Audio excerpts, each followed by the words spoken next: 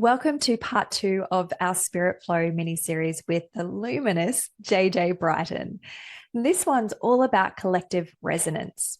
And in this episode, JJ takes us inside her group work from small, intimate circles to her recent journey through Egypt and really reflects on the magic that happens when we come together in service of Gaia. And there's something powerful that awakens when we co create. It's not just about amplifying the energy, it's about remembering that we're not meant to do this work alone, and everyone has a role in it. Everyone's energy matters. So let's explore this together.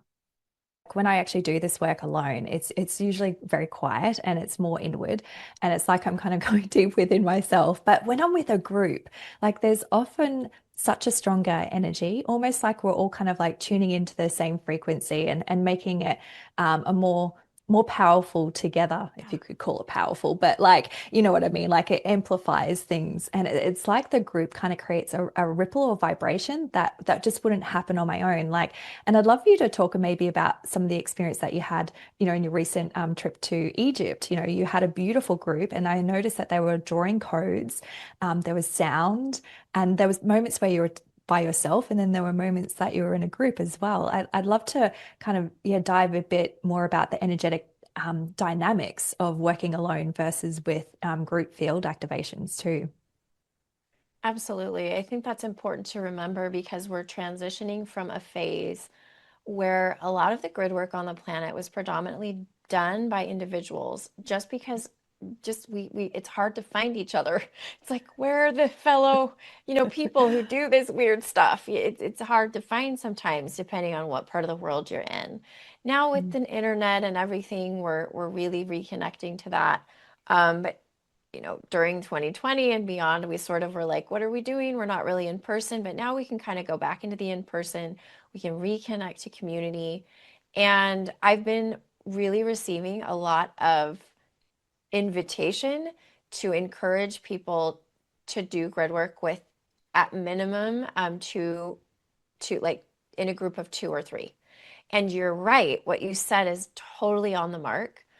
It's actually a formula. Like it's Mm. literally a physical field that can be held when you have more physical bodies Mm. present to do that. And sometimes I'll be completely honest with you, I've been told that there are people that join in that and not against their consent, but they're not always consciously aware of everything that's going on because if you're gathering, everybody's going to be at a little bit different level, everybody's going to be at a little different awareness. But nonetheless, it doesn't matter if you're in kindergarten with grid work or you're in advanced studies with grid work. If you show up in a group, your field can do a lot, and it's partly just because it's innate. We're Mm. wired to do this. This is what we're wired to do as humanity. We're wired to support Gaia. It's a co-creation with Gaia, everything that's going on with the ascension process. So what that looked like in Egypt was really, really interesting because not only do I feel like we're evolving from working in individual Mm. tasks, you could say, and we're working more in groups. I also feel what grid work is completely changing. And the way that it used to be done is not the way it's going to be done in the coming years and decades. And that has to do with the fact that we're transitioning, even in our healing work, from going in almost like a savior and fixing things for people to simply holding a field of resonance. And they, as sovereign beings, respond to that field by aligning on their own without a person or a group needing to come in and fix, fix, fix. Mm. So if you can kind of like that perspective, I know it's hard to describe, but I think it makes sense for most of us who are in this journey. It's like, yeah, we're noticing that.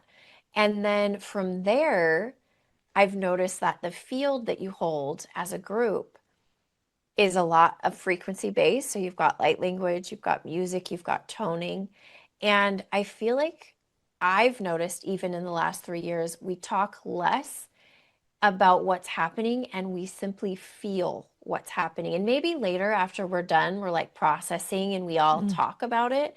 But when it's happening, I feel like it's mostly frequency, maybe a few little pings about what's going on. And then it's literally the tone and the field that we're holding that's the most powerful piece of the grid work. Rather than Mm. say like crystals we're throwing everywhere, or maybe we're making offerings or whatever it is. Those are all great.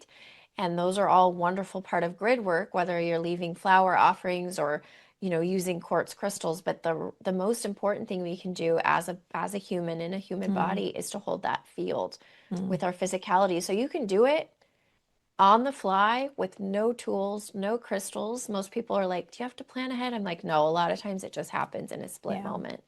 Mm. So, And that really resonates. Like it reminds me that like not every group or gathering that you're bringing together is meant to complete the work. Like sometimes it's just part of a larger unfolding. And for me, the real learning has been about trusting my role in that. Like whether I'm holding, witnessing, or just anchoring, from the background. And I'm curious, like.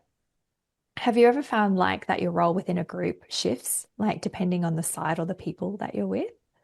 Like sometimes like you yeah. might be leading and then other times you're just simply just to maybe be the anchor and just hold that presence and let Earth do her work. Yes, Yeah. yes. And I love that you're bringing this up because I don't think that many people are talking about it. Mm. So I really appreciate that you are bringing our awareness to this. And to go back 2 steps to what you said about the fact that grid work could look like witnessing, could look like channeling light language, could look like some people don't see a lot, but they're being very grounding. They're an anchor for the group. They're Mm. just very grounded. There's so many ways that it looks. And in Egypt, for example, I did feel my role was sometimes one and sometimes the other. And what I Yeah. noticed was as humans, we expect, I mean, I think it's just because what we're taught. It's like if we have a group of people, we kind of all expect everybody to fit in their box. And we're Mm. not used to the flow of the new earth templates, which is very much we're trading off roles and we're weaving because there's not those boxes. We're sort of feeling more liberated in the way we express energetically. And we're also knowing that we are multidimensional beings. And so we don't feel Mm. like I'm only the light language channeler and that's all I can do here because that's my thing. It's like, no. And in that, I just wanted to bring up one last thing about this whole subject that you just mentioned. I've noticed the importance of not comparing when you do group grid work, not comparing yourself to other Mm. people and not judging.